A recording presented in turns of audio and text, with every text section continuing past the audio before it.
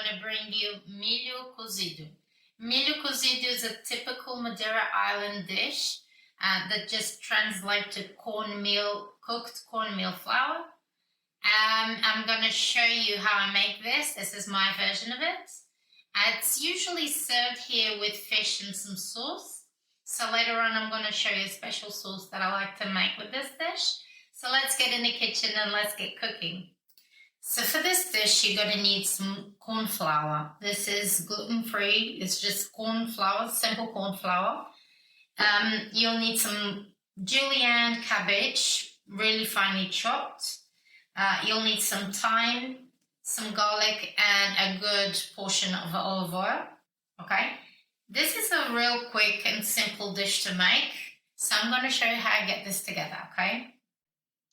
So we're going to start off with our milho by adding about 5 to 6 tablespoons of olive oil. And we're going to add in our garlic. I've got about 3 to 4 cloves, but if you don't like garlic too much, you can just use the 1 or 2. Some thyme. Again, thyme you can use as much or as little as you like. And at this stage, I'm going to add some salt. I add about a handful because I use sea salt.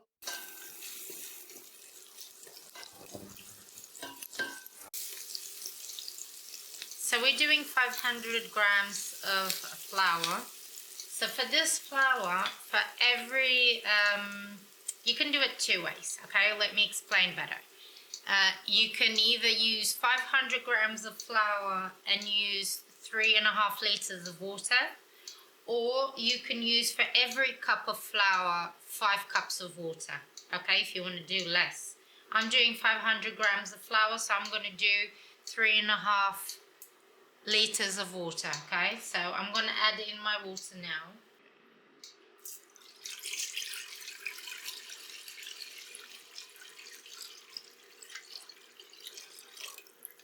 So now we're going to add our flour while the water is still cold, okay? So you don't get lumps in your corn flour, okay? So just add it in slowly and mix.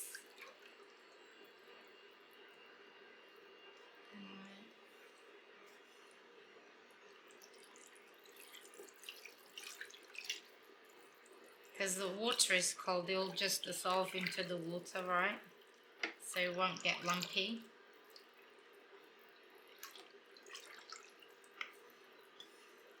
And the rest of the flour in.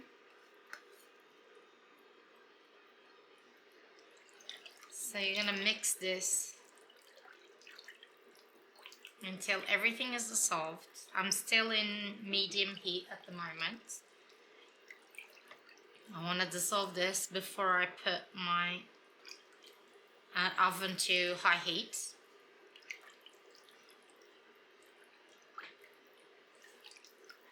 So now that all of the flour is dissolved, I'm gonna get my heat a little higher because you want this to boil now. So just keep mixing it until it gets really hot, really boiling. Once it starts boiling, you lower your heat again, okay?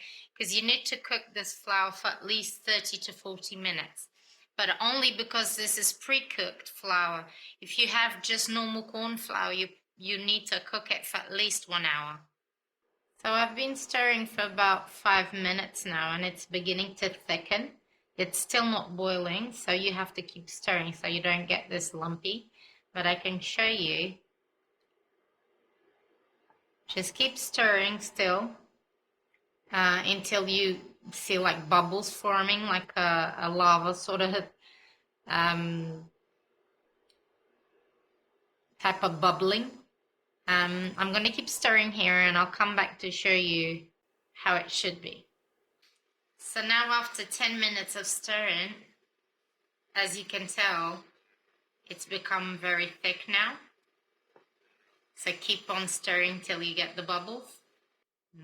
This is the porridge type that I was telling you about. If you've done polenta before, it's kind of similar. Now, you can see how it's beginning to bubble. I'm going to stir it and I'm going to show you again.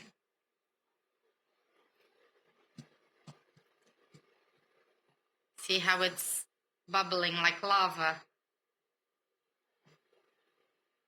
Right, when it gets to this bubbling point, you want to lower your heat, right? And you need to let this cook for at least 20 minutes before you add your cabbage in. So I'm going to let mine cook for 20 minutes and I'll be back to show you what to do next.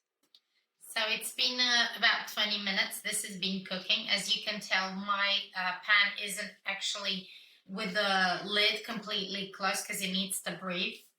So let's check on it. Okay. As you can tell, it's now porridge-like. It's a lot more thicker. What we're going to do now is we're going to add in our cabbage. It's been julienned finely. So you want to add this about 100 grams of cabbage. So we're going to add the cabbage to our pan. And we're going to stir it in.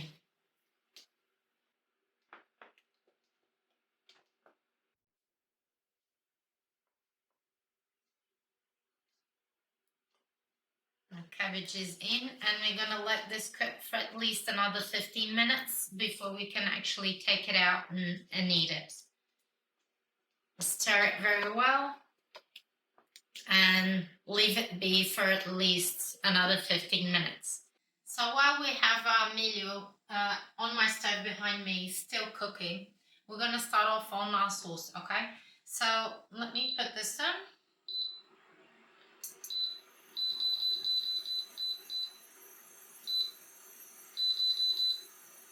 Right, so we want to start off with a little olive oil in your pan.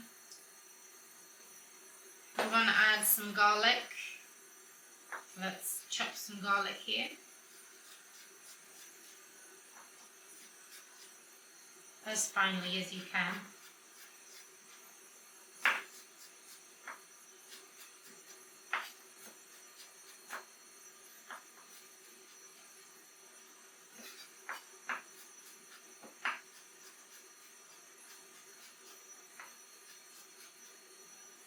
Okay.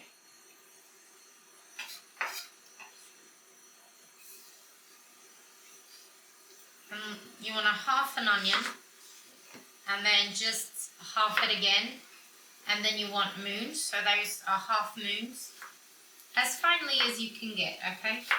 Doesn't mean it has to be very, very fine, but it can't be chunky as well, okay?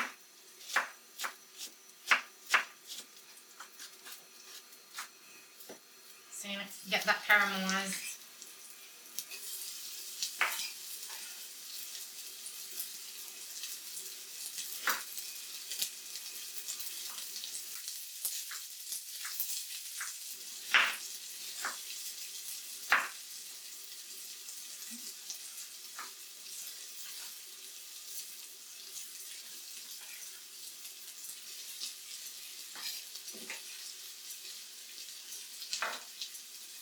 Get that.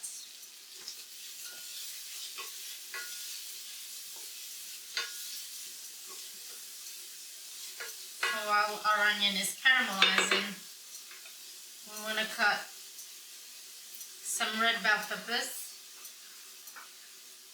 This is a long one.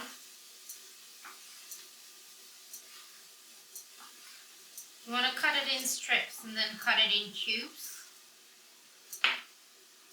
Don't have to be very small because you want to get some peppers while you're eating as well.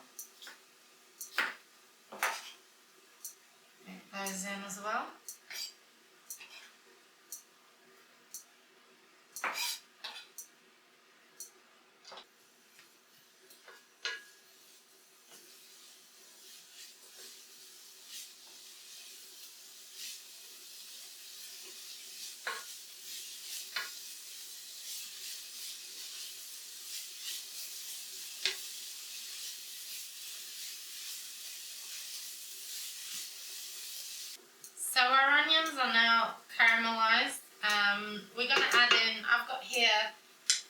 one big tin of plum tomatoes that I've previously chopped into little bits, okay? So you want to add those in now, because these need to cook. And what you want to do to this is you want to add 1 tablespoon of sugar so it cuts down on the acidity. So we're going to do that. And we're going to mix it in and let it cook for a little bit and cook this tomato down until it becomes mushy and into a sauce.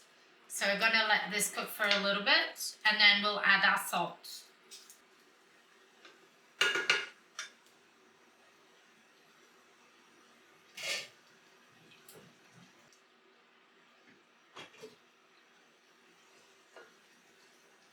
So once you're doing your sauce, don't forget to stir your corn flour once in a while so it doesn't get lumpy, okay? You don't have to stir it all the time, but once in a while you need to stir it. So to finish off our sauce, now the tomato is gone down quite a bit, it's reduced and it's much liquid. You don't have to do this with plum tomatoes, you can actually use tomato puree if you prefer. I prefer the plum tomatoes because it just gets more juicier and the sauce gets thicker as well.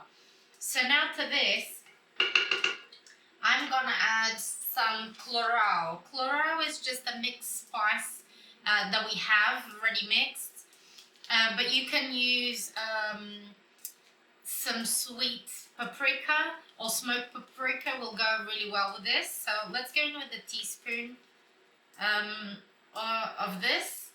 And I also like to add, just like on my seafood rice, I add this, it's like a seafood cream soup, or you can use a seafood broth.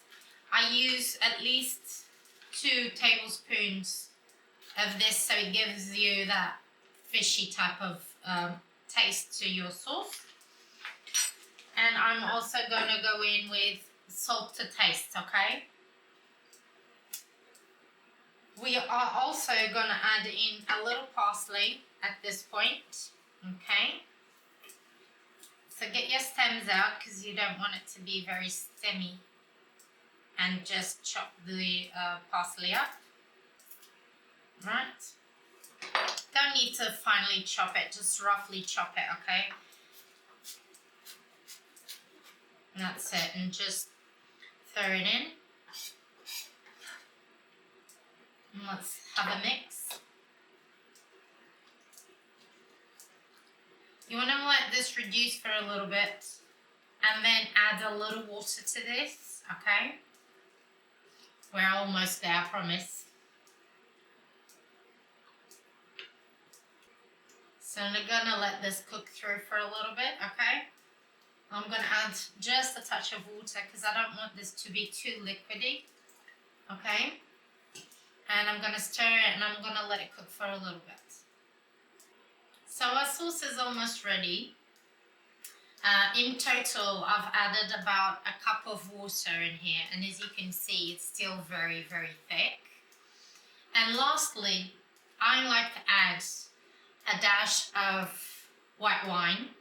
Okay, you don't have to do this. If you want it alcohol-free, you can just skip the step. This is about half a cup. If you want to do the wine rather than the water, you can also add the cup of white wine rather than a cup of water, okay? You can do it both ways, but it just gives it that little extra bit that just tastes wonderful. And that's it. We're going to let this boil and our sauce is done. And we're going to get our milho out and I'm going to show you exactly what it looks like. So our milho is finally ready. As you can see, this is a porridgey, thick.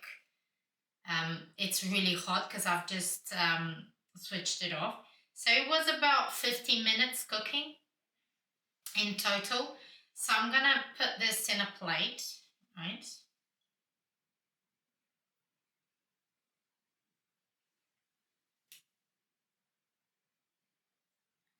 And here in the island, that's how you'll eat your milho, in this porridge type. Some people like to have it like this, which is still very soft and runny. Some people let it cool down and this will set and become harder. I actually like it runny, to be honest, but it's still quite hot to have a bite, so I won't have a go. But this, with this sauce and some fish, is absolutely amazing. Um, Usually, I like to do a blackscabord fish, like fillets, with this sauce. You also find a lot of tuna steak with a different kind of sauce, like a vinaigrette sauce that people will eat this with. You also can eat this with bacalhau, cabbage, for example. It's also a good side dish. So this is my recipe for our milho, and I hope you enjoyed this new recipe, something different to try. So if you liked our recipe, give us a thumbs up. Don't forget to subscribe to our channel, and I'll see you next time.